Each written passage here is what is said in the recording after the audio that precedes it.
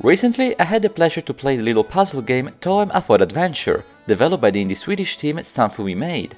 The game is quite charming and easy to pick up, a bit short, but it is a lovely experience, one I'm glad I played from start to finish. One key characteristic of the game, as you can see on screen, is that the game is monochromatic. There is no filter video, the game was made and is playable exclusively in black and white.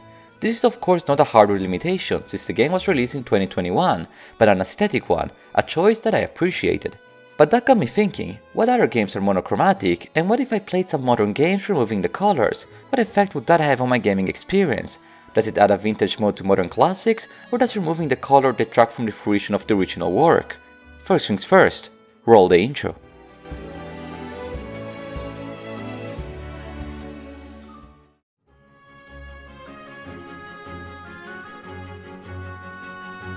In my gaming library, I only have a handful of games that are realized entirely in black and white, including Limbo, an old indie game that uses the color contrast to enhance the atmosphere, and of course Toem.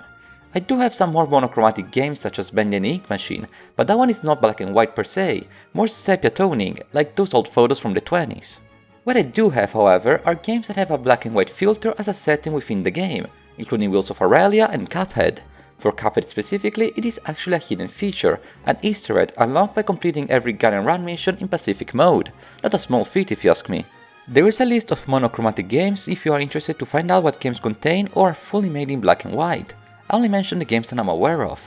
But of course, there is an easier way to play games in black and white, and that is to, well, set the settings to the monitor or the TV to black and white. This is not a video tutorial on how to do that in every specific monitor, but in most cases it is possible to accomplish this by playing around with the settings. While making this video, I found out that the Nintendo Switch has a black and white mode, for some odd reason, and so do Windows computers, by going into the display settings.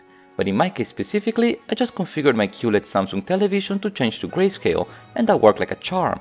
So that's what I did. I decided to play the games you see on screen for a couple of hours each, fully in black and white. There was no real criteria for this list of titles, just a dozen or so games that I wanted to try out with this filter.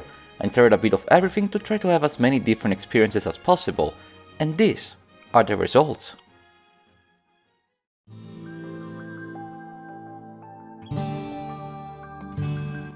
I was not quite sure what to expect from this experiment of mine. I knew playing video games in black and white would change my gaming experience, but hardly would I have imagined I have so much to say about it after a few days. I would define changing this video setting as a revolution, a drastic change that makes you think about how games are designed in their core. But let us start with the core question that kickstarted this video. How does it feel to play modern games in black and white?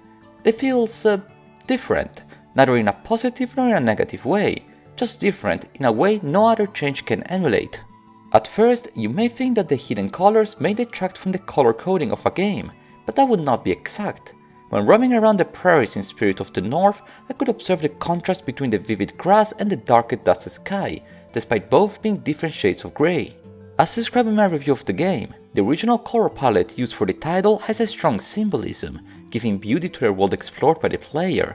In my opinion, this beauty is neither lost nor enhanced, rather transformed into something new. The picturesque sceneries of Just Cause 3 are also transformed under this filter, and so are all the video games in general that have great details in their worlds. Games that make use of shadows and darkness like Luigi's Mansion 3 work splendidly, and probably other horror games would get an enhancement as well.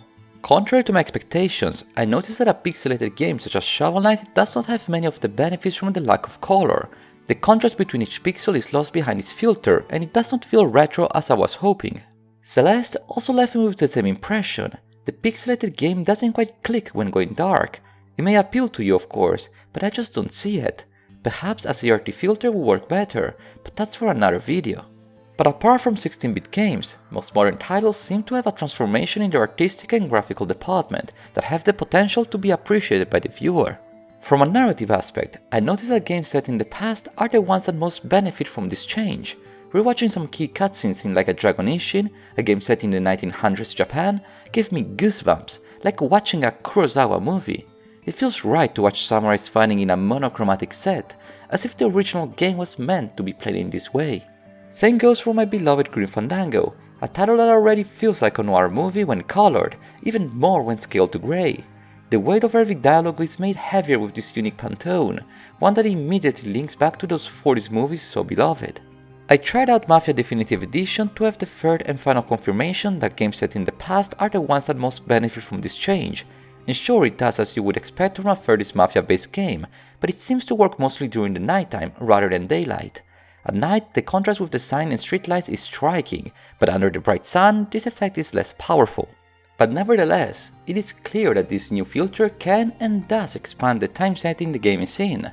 There is a level of realism that is gained when removing the bright colors. Of course, we know that the world in the past was not in black and white, but since we are so accustomed of seeing pictures and movies of the past like this, it feels right to observe these games under a new, rather old light. Even in games that do not have a narrative aspect, the grayscale can improve the immersion. When I played the recently released Nanking campaign expansion Furious Red 2 in black and white, I felt like I was in an old World War II movie, even more so when I removed the UI. This filter helped me to immerse in the time era, truly a magical experience, even if it did make the game more difficult. There are enhancements in other parts of the games too. In Valkyria Chronicles 4 specifically, I observed how the facial expressions of the characters are somewhat improved when turning off the bright lights. Of course, the animations remain the same, but when turning off the colors, the player can focus on the smaller details that often fly under the radar. What was less magical was playing Kirby in the Forgotten Land in this way. The game works fine in grayscale, but it is just a bit sad, something that Kirby should not be. It is not that the game breaks apart, but come on, look at the gameplay. It is clear that the noir look is not universal. Speaking of, does the gameplay suffer from the lack of color? I will not use the word suffer per se, but some gaming experiences can be hampered. It is more challenging to play a modern title filled with color-coded user interfaces without the color part, in worst-case examples in frustrating ways. For instance, trying to navigate a level in Sonic Unleashed, both when speeding during the day or fighting during the night, was a bit of a tedious task. Having said that, the increase in challenge can be a positive in certain scenarios. In my old review of Kolo Schwarz's Gaslinger, I did say that playing without the HUD is enjoyable specifically because it makes the gameplay more thrilling. Removing the color scale has a similar effect. Sure, it's harder to spot enemies from afar by relying on colorless coded contrast, but the player can still rely on movement, something subtle but observable behind this new window. I would not suggest new players to play this way, but for veterans of the title, this could make for an interesting challenge video. But while I did enjoy the extra difficulty in Gaslinger, as stated earlier, sometimes its difficulty feels unfair or frustrating, so it is up to you to decide what games is feasible. In VC4, I noticed distances are a bit of a problem. Flying a plane at night in Easy Red 2 is less than ideal, and finding those blue flowers in Spirit of the North is not the best of experiences. But what is truly a nightmare is to roam around Mirror's Edge Catalyst, a game that normally uses its color coding for navigation. I had absolutely no idea where to go and how to adjust my jumps. It was very chaotic, perhaps the game where this experiment works the least.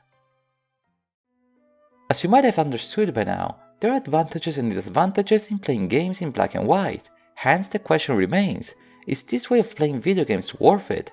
Does it make sense to make the switch? Well, yes and no. Going from chromatic to achromatic in a title that was not envisioned to be played in this way is a roll of dice. Color coding in gaming is more important than we give it credit for. There is an art in making a game not only visually appealing, but also reaching contrasts that hint the player in their gaming sessions. If anything, games that make good use of color palettes are the ones that work best when brought to a grayscale, since such contrasts are still visible. In my most personal opinion, after playing various games as you see them on screen, I think, depending on the game, there is some potential value to replay a beloved title with this extra layer. As you see on screen, grayscaling can and does add a vintage look, one that can evoke strong emotions and artistic sceneries. However, like every modification meant to change the core of a game, it does have some unforeseen consequences, especially concerning the gameplay. The player can certainly adapt and perhaps even overcome some of the obstacles present, but in some cases these limitations could be more frustrating than exciting. It's like when you decide to play a game with permadeath, such is the case in a Pokemon Nuzlocke, or perhaps without using the fast travel at all, such was the case when I played Assassin's Creed Origins. There is a fine line between what is challenging but exciting and what is simply annoying and time consuming. It is up to you to find your tolerance. So yes, I do think there is a value in playing games like this, and I certainly want to give future games this treatment just to observe how they change. Despite some drawbacks, I did have fun playing colorless titles, both when it was intended such as in Toem, and when it wasn't, like the games have tried out.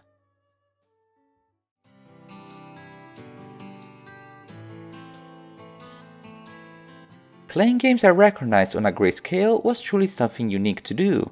On one hand, it was challenging and at times even disorientating, but on the other, it was magical, transforming old experiences into something new, something uncharted and pure. I would not go the extra mile and claim that playing games with a grayscale filter is an improvement to the gaming experience, but in certain scenarios there are net benefits, and it might be worth checking out some more games in this way. These past days I've tried the games I've discussed, but of course this was just a small sample. It is up to you to find some more outstanding examples. If you made it this far, I wanted to thank you one too many monochromatic times for watching today's video. This one was truly a unique experiment, but it was well worth it. Before you ask me how I came up with these video ideas, sometimes I don't even know myself. Still, did I inspire you to give black and white gaming a shot? Let me know. I wish you all a wonderful day, and until next time, arrivederci.